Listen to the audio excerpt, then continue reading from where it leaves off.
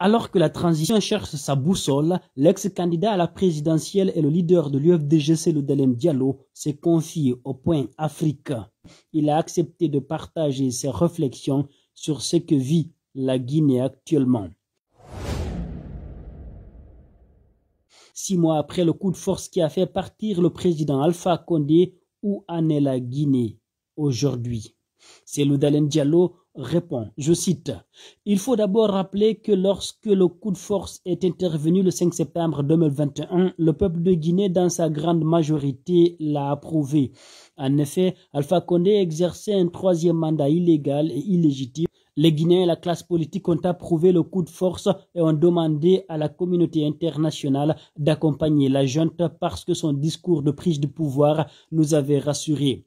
Elle s'était engagée à mettre fin au dysfonctionnement des institutions, à l'instrumentalisation de la justice et à organiser le retour rapide à l'ordre constitutionnel et à l'issue d'élections inclusives, libres et transparentes. 6 mois après, nous sommes plutôt déçus car jusqu'à présent, nous n'avons pas de visibilité. On ne sait pas quand la transition va prendre fin. Aucune date n'a été donnée par la junte qui a exclu la classe politique de la gestion de cette transition. Nous avons réclamé un dialogue politique pour définir ensemble le contenu de la transition, sa durée, le statut de l'organe de gestion des élections, comment disposer d'un fichier électoral qui reflète fidèlement le corps électoral guinéen. Mais nous ne sommes pas écoutés. Donc, aujourd'hui, c'est l'absence de visibilité et le refus de tout dialogue qui caractérise la situation. Cela est source de conflit car quand on n'a pas de visibilité et qu'on ne peut pas être associé à la définition du contenu et de la durée de la transition, on est quelque peu frustré. Dans un contexte marqué par la dissolution de l'Assemblée et de la Constitution, un contexte où le président a été déposé, il n'y a plus de légitimité. Seul le consensus issu du dialogue en politique devrait orienter l'action publique. Malheureusement, ce dialogue n'existe pas et la junte décide seule sans associer les acteurs de la société civile et du monde politique. On imagine que les forces politiques et la société civile ne restent pas les bras croisés. Cellou Dalein Diallo répond. Individuellement et au travers de coalitions formées, la classe politique a lancé un appel à la junte pour que s'ouvre un dialogue politique et qu'autour de la table, on essaie de définir la durée de la transition comme la charte de la transition qu'ils ont édictée le prévoit. En son article 77, il est clairement dit que les forces vives et le CNRD définiraient le moment venu la durée de la transition. Malheureusement, jusqu'à présent, cela n'a pas été suivi d'effet et il n'y a pas de dialogue formel. Plusieurs dialogues politiques en Guinée ont été tenus en Guinée. Un cadre de dialogue existe qui peut être actualisé. C'est le CNRD qui décide, c'est le gouvernement qui met en œuvre les politiques décidées par le CNRD. C'est le CNT qui légifère, ce sont les acteurs politiques qui participent aux élections et c'est la société civile qui est observatrice mais aussi lanceuse d'alerte. À côté de ça, il y a les partenaires techniques et financiers qui appuient le gouvernement dans l'organisation des élections et qui veulent s'assurer que les conditions d'un scrutin libre et transparent sont réunies. Ceux-ci ont aussi l'habitude de participer au dialogue politique. Nous pensons que ce cadre-là peut effectivement aider à avancer, à éviter les conflits qui peuvent naître et à poser un dialogue. Nous suggérons aussi qu'il y ait un facilitateur de la CEDEAO, de l'Union africaine ou des Nations unies pour aider les Guinéens à s'entendre. Il y a une crise de confiance interne suffisamment profonde qui fait que parfois la présence de médiateurs extérieurs peut aider à aplanir les divergences et éviter des conflits inutiles. Les avez-vous contactés? Et si oui, ces structures ont-elles réagi?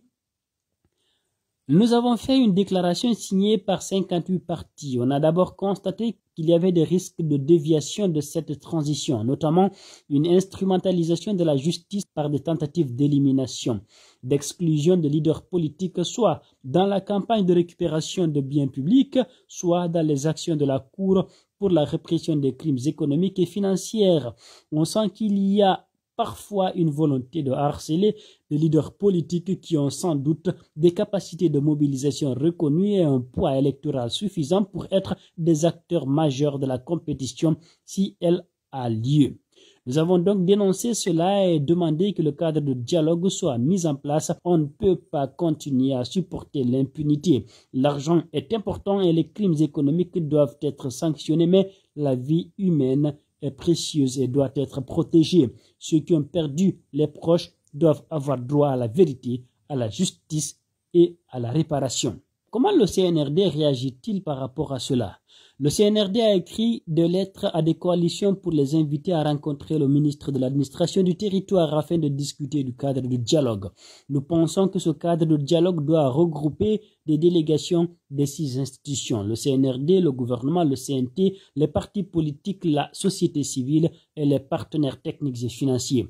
Il est bon que ce dialogue politique soit dirigé par un médiateur, un facilitateur de la CEDEAO, comme c'est le cas pour le Mali avec l'ancien président nigérian Goodluck Jonathan. Il y a eu une crise en Guinée puisqu'il y a eu un coup de force. Et il y a besoin d'un facilitateur et ce d'autant plus que la crise de confiance est tellement profonde qu'on a besoin d'être aidé pour aplanir nos divergences. Où en est la CEDEAO? La CEDEAO avait bien entendu condamné le coup de force de façon mécanique. Elle a aussi exigé que le retour à l'ordre constitutionnel soit organisé dans un délai de 6 mois. Nous y sommes. Pour le moment, elle n'a pas encore tiré les conséquences de la non-application de la décision qu'elle avait prise. Je pense qu'elle ne tardera pas à le faire, même si je ne sais pas ce qu'elle dira après, puisque nous continuons à déplorer l'absence de chronogramme. En tout cas, jusqu'à présent, les autorités n'ont rien déposé quant à la durée de la transition. Que risque-t-on si la situation perdure? Écoutez, dans la déclaration que les 58 partis ont signée et diffusée, il est dit qu'on se réserve le droit d'user de tous les moyens légaux pour la satisfaction de ces revendications légitimes, y compris la reprise des manifestations sur la place publique.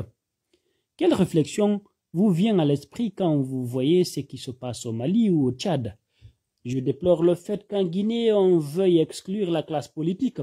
Je note qu'au Mali, les partis politiques sont membres du gouvernement de transition. Même le Premier ministre est issu de la classe politique. Il y a là aussi un médiateur de la CEDEAO qui essaie d'aider les Maliens à s'entendre. Du côté du Tchad, je dois saluer l'initiative d'inviter même les mouvements au dialogue. Le Premier ministre tchadien était il y a quelques jours à Doha pour rencontrer les mouvements et à venir autour de la table de négociation. Je pense que c'est important.